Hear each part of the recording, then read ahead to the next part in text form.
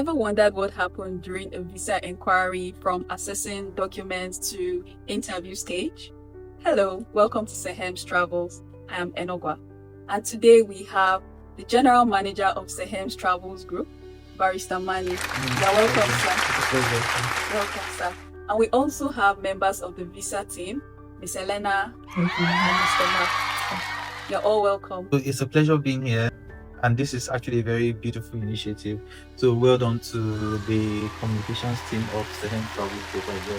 When you interact with clients, what major misconception do they have about visa application, and how does it affect their chances of visa approval?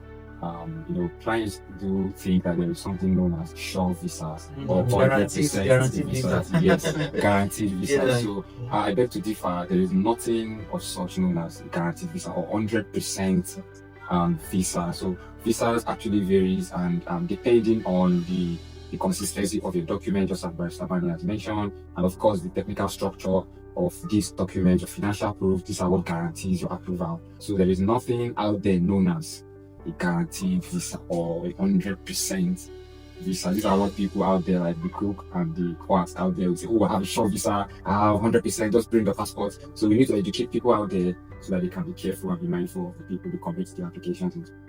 One thing about guaranteed visa as well is that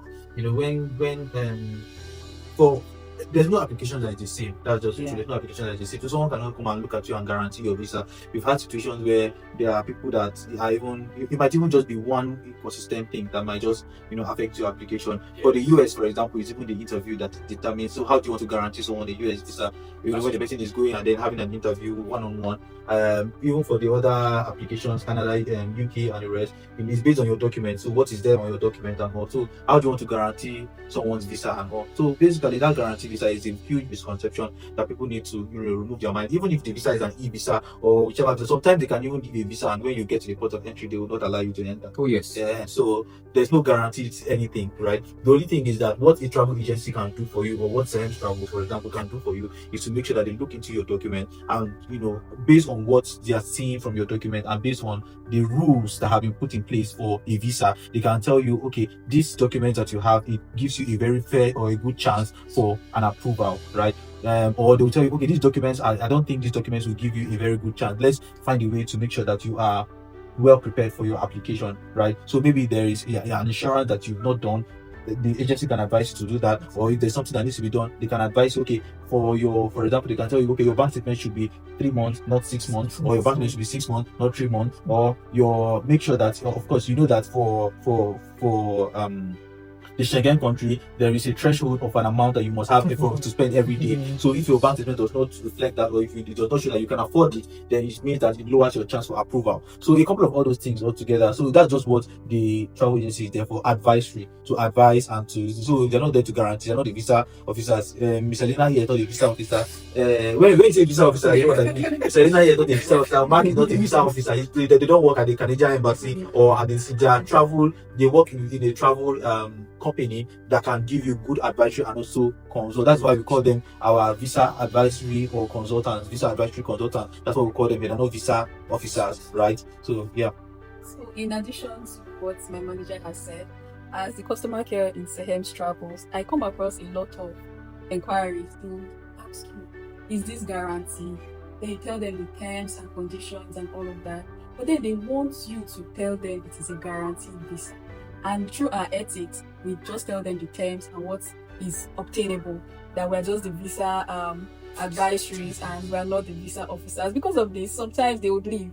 But it's better to have integrity in your organization. Looking at current global trends and happenings around the world, which countries seem more accessible right now, and what's driving those patterns? Number one is appointment availability and approval rates, because these are the two factors that influences or that one should consider when trying to pick a destination. So for in the Schengen territory, I think Italy and France are both accessible currently in terms of appointment availability and of course approval rate. And for applicants that would want to consider business, China is accessible. Thailand as well is a good destination. And for those that want to go for tourism and leisure purposes, In Africa, we have Egypt, we have Namibia, we have Kenya, and Mauritius as well. It's a very, very good destination. Yeah, one thing about accessibility, we even talk about the global accessibility now, is also based on so for now you would say which country is open to tourists, or which country is open for whatever reason. So countries have bilateral agreements, or some countries have reasons why they want people to come into their country, to rise their GDP, or for different purposes. I've seen a denial where someone said they wanted to go to Sweden for tourism, and they denied. The person telling the person, "What are you coming to come and tour in Sweden?" That was the reason on the letter, right? So there are some places that that tourism is not like, if you go tell them that the reason why you're going to Sweden is for tourism, like, so what are you touring there? So the US. one exactly. So for Schengen, for example, you know that okay, France, they have the two Eiffel, a couple of Notre Dame, places that you can go visit. So it's a touring, they have tourist attraction and they're open to tourists, right?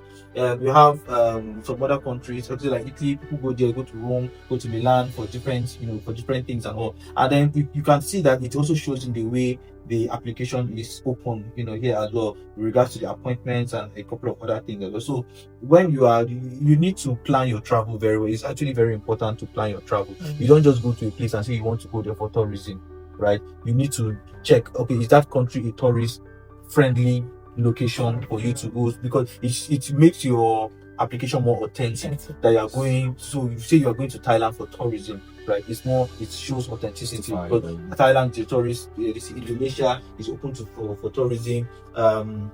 France and but that's Indonesia. So a couple of all these countries as well, put together. So you need to, looking at the global trend, you need to also understand that that is how it is for a lot of countries. For example, now going to the US, they'll tell you that you need to have a cogent reason to go to the US. You can't just go to the US and say you want to go and tour, right? So you're going to the US, you should have a conference, you should have something, a business or something that you are going to do. You have a family member you're going to visit. So people should not just.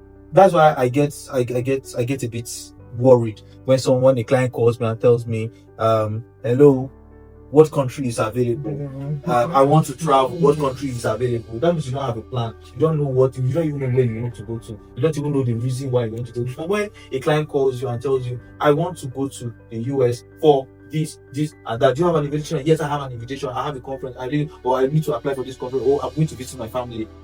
So that is purpose, right? So for us, we prefer clients that come with purpose. For visa, if you don't have a purpose for your visa, trust me, those visa officers are actually very intelligent. They can sift out intention from your documentation. For example, I myself, I work in a travel agency, and then I want to go for a conference that is all about energy or mining, and I write it that my invitation, mining, energy.